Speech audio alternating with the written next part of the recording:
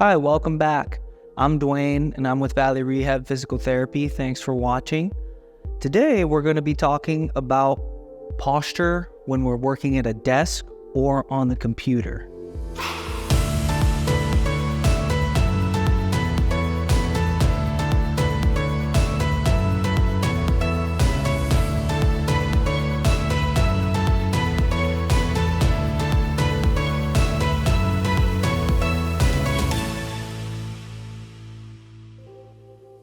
So we're going to start with the sitting position, and then we'll talk about the standing position after.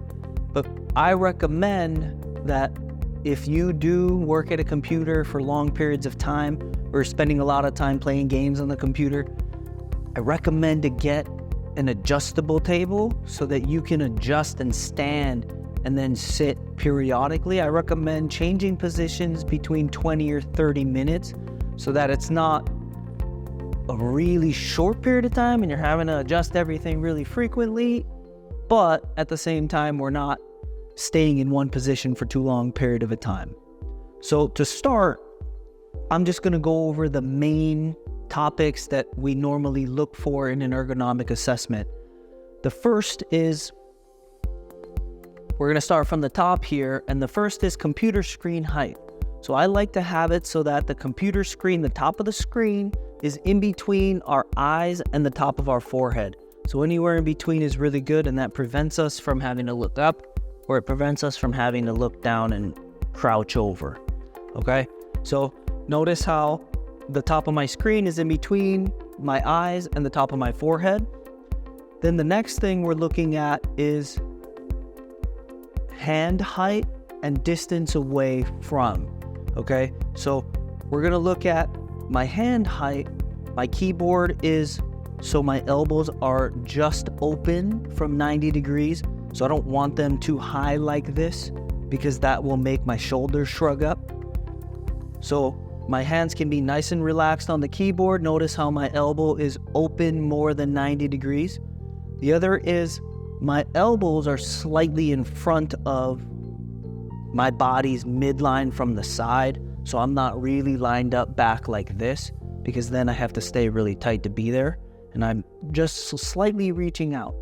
Another thing that's not a standard, but I do want to talk about, is mouse placement. So if I'm working with a mouse, I want to keep my mouse relatively close in that same area, so I'm not reaching way out like this with my mouse. So I recommend people get a mouse pad or tape a little square on and keep the mouse within that square so they're not outstretching like this. I have had some people, they don't even realize it and they're using their mouse out here like this.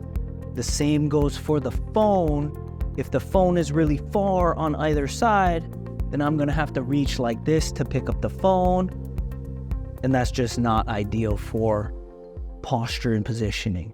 Okay, then we'll talk a little bit. Now we're talking about trunk position. Notice how my shoulders are stacked over my hips, and my head is also trying to be stacked over my shoulders so that we're not slumping forward like this, or we're not really head forward like this.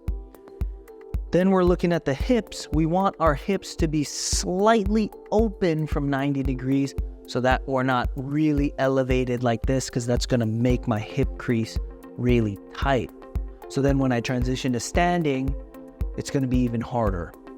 Then what's also really important is that my feet are flat so that I'm not resting up like this, right? Notice how I put a step here, and if I sit, for me to get my feet flat, I'm a little bit short compared to this chair and compared to this desk setup.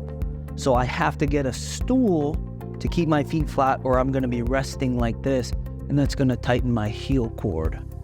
Okay, so we'll go down the checklist there of all of those things, and this is what that ideal posture looks like. So after about 20 or 30 minutes staying in that position, we're going to lift up the table, and then we'll be in the standing position. So the standards of this are the same. Ideally you get something where your keyboard and everything stays the same and you can just adjust it so you don't have to move everything around every 20 or 30 minutes. So this is pretty solid. Notice I didn't change a whole lot. And then the standard for that again, right, we're looking at the top of the screen. None of this should have changed, so you just lift it either higher or lower to where, again, right, we're looking at it where it's above our eyes, but it's below the top of our forehead, and everything else should just fall into place there. And then we need to be aware of our foot positioning, so we're not really far and outstretched like this, nor are we really, really close, so our elbows stay too close to our midline, so that we're in a nice resting position, so our elbows are slightly in front of midline there. And then another thing to think about is maybe potentially having a stool or something to rest my foot on so I can transition that periodically to prevent me from being too much in this position or too much in this position. A couple of things I recommend are every time you switch positions, you just add in a little stretch. It's pretty short, 1 minute or 30 seconds on each side. Just when you go from standing to sitting or sitting to standing. So here, let's pretend he went from sitting to standing, and all we're gonna do, we're gonna add a little hip flexor stretch to help loosen up the hips from being in that closed position. So we're gonna step that foot back, and then we're gonna make sure that we lock our pelvis and brace our core. Then we're gonna shift our weight forward, and you're gonna feel the stretch on the front side of your hip here. You're gonna hold that for about 30 seconds, and then you're gonna switch sides, where we're gonna come back to standing. Then we're gonna drop that other foot back, and then brace the core, stabilize the pelvis, and shift our weight forward, and he's gonna feel it in the front of the back leg. Again, I recommend 30 seconds on each side when you transition, and I recommend to transition every 20 to 30 minutes. So now we're gonna talk about transitioning from standing to sitting.